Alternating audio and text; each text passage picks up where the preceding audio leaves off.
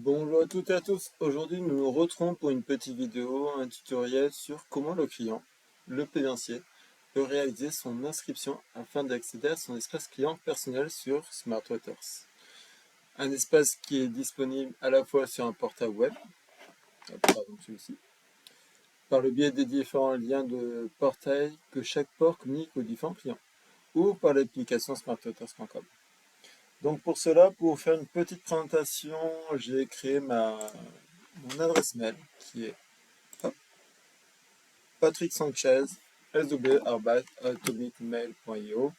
Euh, Évidemment, vous pouvez créer le client, le plaisancier peut utiliser des adresses mail classiques, Gmail, Yahoo ou autres, Orange, etc.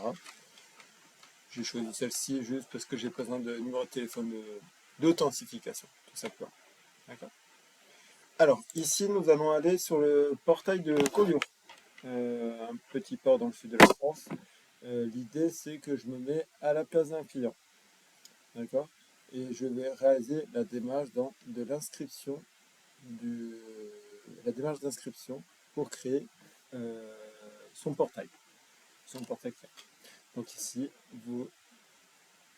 le port donne le lien collioure.smartwaters.com à ses différents clients. Le client clique sur je n'ai pas de compte, je m'inscris. Hop, il saisit son adresse mail, donc l'adresse mail qui servira, qui est vraiment le lien entre votre ERP SmartWaters et les portails des applications, c'est vraiment cette adresse mail. C'est vraiment la pierre angulaire entre votre ERP et l'application, le portail client. D'accord. Donc ici, les informations classiques. Patrick, hop, pardon. Patrick Sanchez. Hop, je me permets rapidement de saisir mon mot de passe, un numéro de téléphone, une adresse mail, pardon, une adresse postale.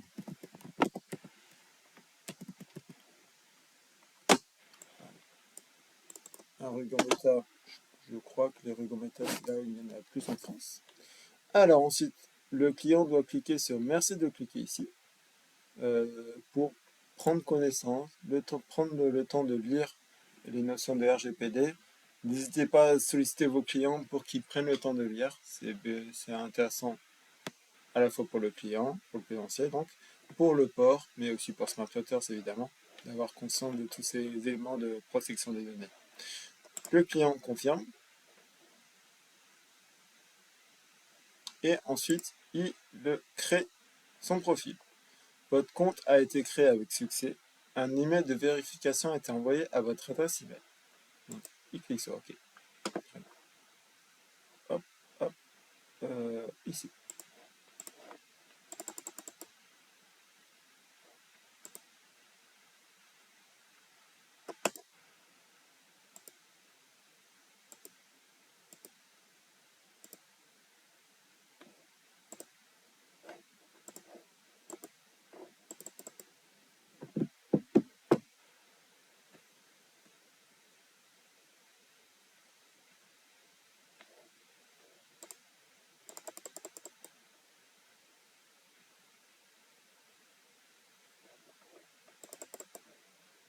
Ah, parfait.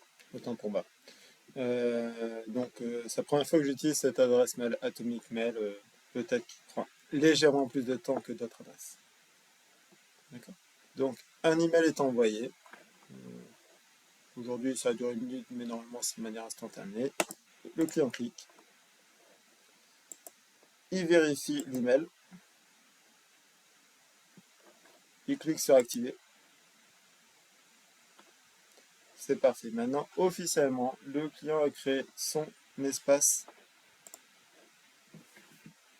client, son espace plaisancier. D'accord.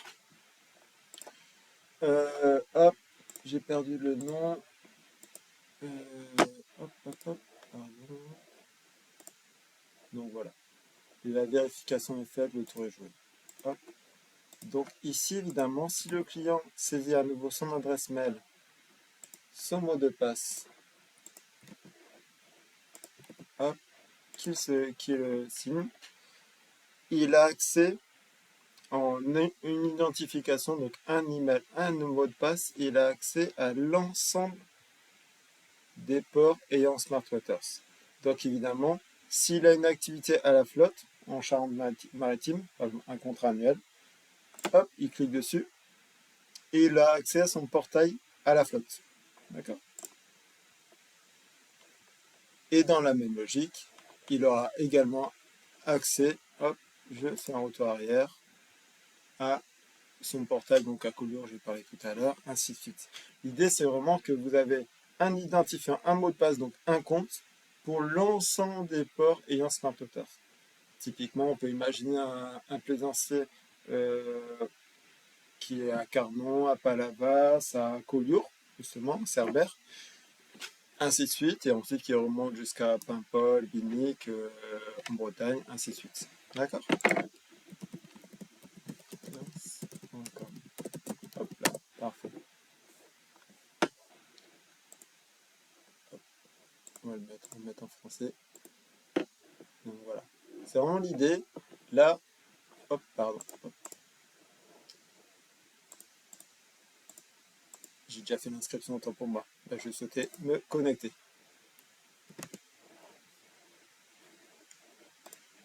Hop, hop, hop, hop, hop.